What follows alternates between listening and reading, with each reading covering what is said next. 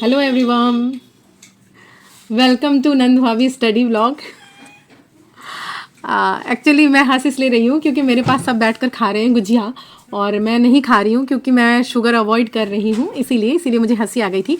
खैर चलिए, आज बहुत इंपॉर्टेंट टॉपिक पे बात करने वाले हैं कि क्या ये जो अभी एग्ज़ाम 14 टू 15 को है, 14 मई टू 15 मई को एग्ज़ाम है, ठीक, यही डेट आपको मिली हुई है, ऑफिशियल डेट है। तो अब ये मत सोचकर चलिए कि ये एग्ज़ाम टल जाएगा, ऐसा नहीं होगा। जहाँ तक है 99%, 1% की तो कोई बात ही नहीं कर सकता, लेकिन 99% केस में आपका एग्ज़ाम इसी डेट पर होगा और अभी से आपको तैयारी करनी है। अब इसमें देखिए दो तरह के लोग होंगे, एक होंगे जो पहले से जिन्होंने अपनी स्टडी कर रखी होगी।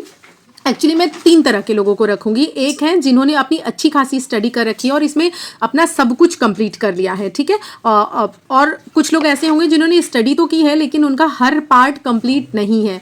तीसरे वो होंगे जिन्होंने अभी स्टडी स्टार्ट ही नहीं की है और अब वो सोच रहे हैं कि क्या हम इसकी तैयारी कर पाएंगे।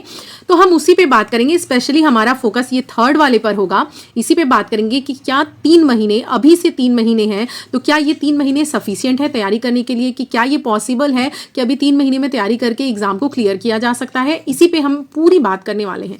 तो देखिए, पहले तो ये कहेंगे कि इस बात का आंसर देना कि 3 महीने में पढ़ने वाले को नौकरी मिलेगी या नहीं, या 3 साल में पढ़ने वाले को नौकरी मिलेगी या नहीं, ये दोनों ही बातें बिल्कुल ही सर्टेन नहीं है। 3 साल पढ़ने वाला भी ये नहीं कह सकता कि मैं जॉब निकाल ही लूँगा, और 3 महीने पढ़ने वाले को भी हम ये नहीं कह सकते कि उसको जॉब नहीं मिलेगी। तो इसमें बहुत सारा फैक्टर डिपेंड करता है कि वो कितना फोकस होकर पढ़ाई कर रहा है, कितना टाइम डिवोट कर रहा है। और कुछ लोग ऐसे होंगे जो पहले से बहुत पढ़े हैं लेकिन लास्ट टाइम अगर पढ़ाई में किसी भी वजह से टच में नहीं है, ढीले हो गए हैं, तो ऐसे लोग भी अपने एग्जाम को खो देंगे। तो इन शॉर्ट कहने का मतलब ये है कि ये जो 3 महीना है आपका, ये बहुत ही ज़्यादा क्रूशियल है और इस महीने में आपको अपनी जो स्टडी है वो बहुत अच्छे से कंप्लीट करनी है। और हाँ, आपको पॉजिटिव चलना है कि हम 3 महीने में एग्जाम निकाल लेंगे। इन शॉर्ट 1% चांस अगर हम ये भी लेकर चले नेगेटिव होकर कि अगर हमारा नहीं हुआ तो इससे ये होगा कि अगला जो भी एग्जाम होगा उसके लिए आप बहुत कुछ तैयार कर चुके होंगे। ये मैं अपने पर्सनल एक्सपीरियंस से कह रही हूँ। मैंने कई बार ऐसा मेरे साथ पास्ट में हुआ है कि जब भी मेरी एग्जाम में तैयारी नहीं रही है और एग्जाम में कुछ दिन बचे हैं, तो मैं ये सोचकर छोड़ देती थी पढ़ाई और दूसरे एग्जाम पर लग जाती थी कि अब तो इसमें मेरा होगा ही नहीं, इतना कम टाइम बचा है, मैं क्या करूँगी इसको पढ़कर। लेकिन बाद में मुझे एनालाइज होता था कि अगर मैं अभी उसी समय पढ़ ली होती तो अगला जो एग्जाम मैं दे रही हूँ उस एग्जाम में मुझे 0 से नहीं स्टार्ट करना पड़ता। एटलीस्ट अगर मैंने 10 चैप्टर तक पढ़ा है तो मुझे 10 से स्टार्ट करना पड़ता। तो ये एक बेनिफिट है। अगर आप अभी स्टार्ट कर दोगे, पहले तो मैं ये मानकर चल रही हूँ कि आपका सिलेक्शन होगा। इन केस अगर किसी कारणवश आपका सिलेक्शन रुक गया, नहीं हुआ, तो वैकेंसीज लगी हुई हैं। एलटी की भी आने वाली है, ईएमआरएस भी आ रही है, DSSB भी आ रही है, यूपीटीजीटी भी आ रही है। तो किसी ना किसी एक में आपका सिलेक्शन डेफिनेटली हो जाएगा। उसके लिए आपको पॉजिटिव होकर तैयारी करना है। अब हम बात करते हैं कि तैयारी को हमको अपने स्टार्ट कैसे करना और कैसे करना है। तो स्पेशली यहाँ पर ये जो मैं अप्रोच बताऊंगी ये हर सेक्शन, हर सब्जेक्ट पे लागू होगा। लेकिन फिलहाल चूंकि मैं इंग्लिश की स्टूडेंट हूँ तो इसलिए मैं इंग्लिश की ही बात करूंगी कि अगर आपका सब्जेक्ट इंग्लिश है तो आप 3 महीने में कैसे प्रिपेयर कर सकते हो। इसमें पहले तो ये समझना पड़ेगा कि जो आपका फर्स्ट पोर्शन है उसको हम ले करके चलते हैं लिटरेचर के लिए, क्योंकि लिटरेचर वाले जो इंग्लिश वाले जो स्टूडेंट हैं वो सबसे ज़्यादा लिटरेचर पे ही फोकस करते हैं। तो हम इसलिए सबसे पहला पार्ट रखेंगे लिटरेचर का, उसके बाद हम अपना सेकंड पार्ट रखेंगे वोकैब का, ठीक है, वोकैब का, और थर्ड जो हमारा पार्ट है उसको हम रखेंगे ग्रामर का, ठीक है। 3 सेक्शन में हम इसको डिवाइड करेंगे, जिसमें हम फर्दर लिटरेचर को 2 पार्ट में डिवाइड करेंगे। फर्स्ट पार्ट है हमारा लिटरेरी टर्म्स का एंड सेकंड पार्ट है राइटर्स का, ठीक है। इसी में history of English literature, figure of speech हम इसी में इंक्लूड मानेंगे, किसमें, लिटरेरी टर्म्स में। हम ये मानकर चलेंगे कि इधर ही हम सब कुछ कवर कर रहे हैं, ठीक है। तो ये 2 बेसिकली आपको 3 पार्ट पढ़ने हैं। अब आपको करना क्या है, आपको ये मानकर चलना है कि अगर अभी से आप, अगर देखिए, पहले तो मैं फर्स्ट वाले के लिए बता दूं कि जिसकी तैयारी बहुत अच्छी हो चुकी है, उसने सब कुछ पढ़ लिया है, सब कुछ रिवाइज कर लिया है, वो क्या करें, तो उसके लिए तो सोचनी ही नहीं है भाई। उनको बस क्या करना है, मॉक टेस्ट सॉल्व करना है, प्रीवियस ईयर क्वेश्चन करना है, बस दैट्स इट। और हाँ, ये नहीं सोचना है, बिल्कुल भी ये नहीं सोचना है कि मेरी तो तैयारी बिल्कुल अच्छी हो गई है तो अब मैं ढीला पड़ जाऊँ, ऐसा नहीं करना है, ठीक है। सेकेंड वाले की बात करते हैं, जिसमें क्या है, कुछ लोग ऐसे, मतलब सेकेंड वाले में मैंने उन लोगों को रखा था जिनका लगभग 70% सिलेबस या 60% सिलेबस लगभग कंप्लीट है, कुछ और उन्हें कंप्लीट करना है। जैसे उन्होंने राइटर्स कंप्लीट कर लिया है, या फिर उन्होंने कुछ ग्रामर, कुछ वो कैप पढ़ लिया है, हिस्ट्री ऑफ इंग्लिश लिटरेचर थोड़ा बहुत पढ़ लिया है और थोड़ा बहुत बचा हुआ है। ऐसे लोग क्या करें, ऐसे लोगों को करना ये है कि उनको अपने लिए 1 मंथ का टाइम रखना चाहिए। आज की डेट से, मान लीजिए आज 8 तारीख है, तो 8 फरवरी से लेके 8 मार्च तक का जो टाइम है, ये 1 महीने उनको रखना चाहिए कि उनका जो भी छूटा है वो कवर कर लें इस महीने में वो। बाकी जो भी उन्होंने नोट्स बनाई है या जो भी उनके पास सोर्स है जिससे उन्होंने पढ़ाई की है, उस चीज़ को वो अपना रिवाइज करके एक शॉर्ट क्रिस्प नोट्स बना लें जिसको कि वो एग्जाम के दिन तैयार कर पाएं। क्योंकि आपके पास 2-3 नोट्स होंगी तो सारी को तो आप रिवाइज नहीं कर पाओगे, इसीलिए आप छोटा सा, ज़्यादा नहीं, वो नोट्स आपका 10 से 15 पेज 20 पेज का होना चाहिए। उसी में आपका पूरा होल सोल सिलेबस जो है वो बिल्कुल क्रिस्प छोटे से फॉर्म में आ जाना चाहिए। तो ये आपको करना है 1 महीने के अंदर। बचेगा आपका जो 2 महीना, उस 2 महीने में सिर्फ और सिर्फ आपको PYQ previous year question and mock test solve करने हैं। और यहाँ पर जो कमी रह जाएगी उस टॉपिक को अगेन आपको फिर रिवाइज करना है। तो ये अप्रोच हो गया सेकंड वाले के लिए। अब थर्ड वाले को हम देखेंगे विस्तार से, क्योंकि यहाँ पर ज़्यादा देखने के लिए ज़रूरी है। इसमें करना क्या है, आपको मैं देती हूँ 2 महीने का समय। एक्चुअली तो आइडियली एक यही है कि आपको 1.5 महीने का समय दिया जाए। अब ये डिपेंड करता है आपके टाइम के ऊपर। वैसे 1.5 महीने का समय ही मैं दूंगी क्योंकि यही बहुत ज़्यादा इंपॉर्टेंट है। इससे ज़्यादा समय आपके पास नहीं है, आपको 1.5 महीने ही लेना पड़ेगा। इस 1.5 महीने में आपको अपना कंप्लीट करना है। बाकी जो आपका 15 दिन बचेगा, ठीक है, 15 दिन बचेगा, वो 15 दिन आप रिवीजन के लिए लगाओगे। उसके बाद जो आपका 1 महीना बचेगा, उस 1 महीने में आप जो है वो मॉक टेस्ट सॉल्व करोगे। अब यहाँ पर मैंने प्रीवियस ईयर क्यों नहीं लिखा, इसलिए नहीं लिखा कि ये जो थर्ड पर्सन है, ये जो तीसरे टाइप का व्यक्ति है जिसने अभी पढ़ाई स्टार्ट नहीं की, अब स्टार्ट कर रहा है, उसको प्रीवियस ईयर डे 1 से करना पड़ेगा। चाहे आपको क्वेश्चंस आए या ना आए, आपको डीमोटिवेट नहीं होना है। रियलिटी आपको भी पता है कि अभी आपने स्टार्ट नहीं किया है तो आपको चीज़ें नहीं आएंगी। आपको इस अप्रोच से नहीं पढ़ना कि अपने आप को जज करना है, आपको इस अप्रोच से पढ़ना है कि हाँ ठीक है, मुझे इसका आंसर पता चल जाएगा और इस आंसर को मुझे लर्न कर लेना है। तो इस तरह से आप जो PYQ है उसको लगे हाथ डे 1 से, यानी आज की डेट से ही लेकर चलोगे।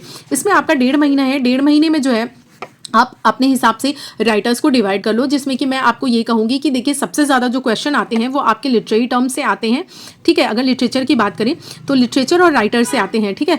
तो इसमें आपको हिस्ट्री ऑफ इंग्लिश लिटरेचर पे बहुत ज़्यादा जोर नहीं देना है। अभी आपके पास टाइम नहीं है कि आप हिस्ट्री ऑफ इंग्लिश लिटरेचर जो है उसको पढ़ो, पूरा टाइम दो, बिल्कुल भी नहीं। आप कोई भी वीडियो देख लो, किसी भी चैनल से उठा लो या कहीं कोई जो क्रिस्प मिल जाए वहाँ से वीडियो देख लो और प्रीवियस ईयर क्वेश्चन सॉल्व कर लो। हिस्ट्री ऑफ इंग्लिश लिटरेचर आपका वहाँ से सॉल्व हो जाएगा, क्योंकि हिस्ट्री ऑफ इंग्लिश लिटरेचर के ज़्यादा से ज़्यादा अगर बात करें तो 3 से 4 क्वेश्चन ही आते हैं। कई बार अगर हम 5 भी मान लेते हैं तो इससे ज़्यादा क्वेश्चन नहीं आते हैं, ठीक है। अभी फिलहाल जो ट्रेंड है, पहले तो ज़्यादा आते थे, तो इस हिसाब से आपको बहुत ज़्यादा इसमें टाइम नहीं लगाना है क्योंकि आपके पास टाइम कम है। अब बात करते हैं लिटरेरी टर्म्स पे, तो इसको आपको बहुत ज़्यादा टाइम देना है क्योंकि लिटरेरी टर्म्स जो है 20 से 25 क्वेश्चन, इसके अंदर एक्यूरेट नहीं बता रही हूँ मैं, लगभग बता रही हूँ, तो ये 20 से 25 क्वेश्चन लेता है। तो 20 से 25 क्वेश्चन आप समझ ही रहे हैं कि कितना ज़्यादा वेटेज है इसका। तो आपको लिटरेरी टर्म्स जो है वो बहुत अच्छे से कवर करने हैं और इसका बेस्ट सोर्स जो है आपको जो ऑथेंटिक बुक है वहीं से कवर करनी है। बुक लिस्ट अगर आपको चाहिए तो मैं किसी अलग वीडियो में बता दूंगी, अदरवाइज ये वीडियो लंबा हो जाएगा। तो आपको लिटरेरी टर्म्स पढ़ने हैं। फिर अगर बात करें राइटर्स की तो आपको 4 राइटर्स आपके प्रिस्क्राइब्ड हैं।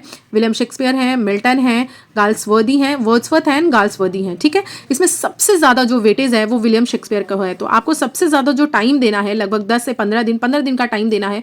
वैसे तो विलियम शेक्सपियर को 3 महीने पढ़ना भी कम है, लिटरली कम है यार, क्योंकि ये बहुत वास्ट सिलेबस है इनका।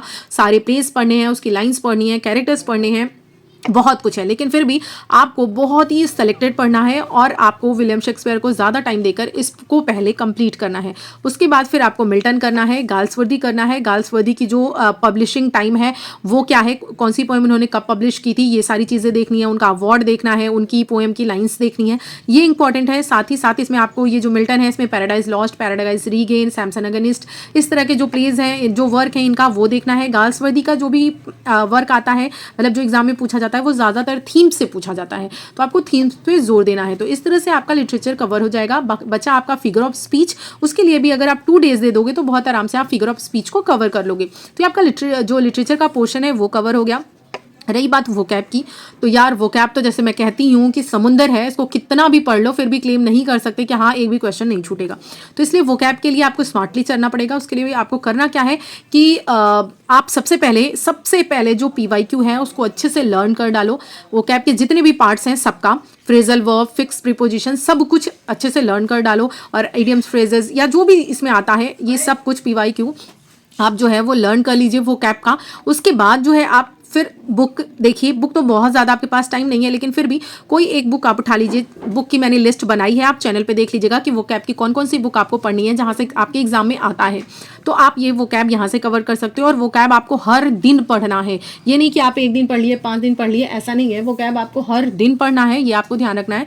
बात करते हैं ग्रामर की, तो ग्रामर में आपका जो सबसे ज़्यादा क्वेश्चन आ रहा है, ये ध्यान रखिए, ये आ रहा है प्रीपोजिशन से। तो प्रीपोजिशन आपको बहुत अच्छे से पढ़ना है। प्रीपोजिशन लगभग 15 प्लस क्वेश्चन आ रहा है, तो प्रीपोजिशन आपको बहुत अच्छे से कवर करना है। प्लस उसके बाद पार्ट्स ऑफ स्पीच है आपका, नरेशन से क्वेश्चन आता है आपका, जो है ट्रांसफॉर्मेशन से क्वेश्चंस है, PQRS से क्वेश्चन है। तो इस तरह से आपको जो है ये ग्रामर को कवर करना पड़ेगा। तो ग्रामर का अगर आप डिटेल ना पढ़ पाएँ तो किसी का कोर्स लेने का इस समय नहीं है। अगर आप लेना चाहें, कवर कर सकते हैं तो ले भी लीजिए खींच कर, और ऐसा लीजिए जो लाइव ना हो, क्योंकि अभी आप लाइव लोगे तो बहुत टाइम जाएगा। कोई रिकॉर्डेड बैच ले लीजिए जिसको आप खींच कर अच्छे से 1 महीने में पढ़ लीजिए, अगर कर पाएँ तो, इतना समय है तो। नहीं तो फिर बहुत सारे लोगों ने फ्री में पढ़ाया है, या फिर 120 जो गोल्डन रूल है वो कवर कर लीजिए, प्लस प्रीवियस ईयर क्वेश्चंस कर लीजिए, तो आपका आराम से ग्रामर का जो प्रॉब्लम है वो सॉल्व हो जाएगा। तो इस तरह से अगर आप करोगे तो 1.5 महीने में आप इसको कवर कर लोगे। ये जो चीज़ें आपने एक बार पढ़ी है, 15 दिन में आप उसका रिवीजन मारोगे, उसके बाद 1 महीने आप मॉक टेस्ट सॉल्व करोगे। Now you are good to go. Okay, तो अब भी आप तैयार हो। फर्स्ट वाला जो कैटेगरी है वो भी तैयार है, सेकंड वाला कैटेगरी भी तैयार है, और अब हमारा थर्ड वाला कैटेगरी भी तैयार हो चुका है। तो बी पॉजिटिव, आपको बिल्कुल भी नहीं सोचना है कि आपका नहीं होगा। पढ़ते जाइए, जो भी होगा वो बेस्ट होगा। इस एग्जाम में हुआ तो बहुत ही अच्छा है, नहीं होगा तो अगले एग्जाम में होगा, लेकिन हार बिल्कुल भी नहीं मानना है। तो ऑल दी बेस्ट। कैसा लगा आपको मेरा सजेशन, ये मैंने आपको जो समझाया है, ये क्या आपको पसंद आया? अगर पसंद आया तो लाइक और कॉमेंट ज़रूर कीजिएगा, ताकि मैं समझ पाऊँ कि हाँ आपको मेरा तरीका समझ में आ रहा है, ताकि मैं आगे भी आपके साथ और भी चीज़ें, अपने नोट्स, अपना सब कुछ शेयर कर पाऊँ। तो मिलूंगी अगली वीडियो में, तब तक के लिए bye bye and take care. Thank you so much.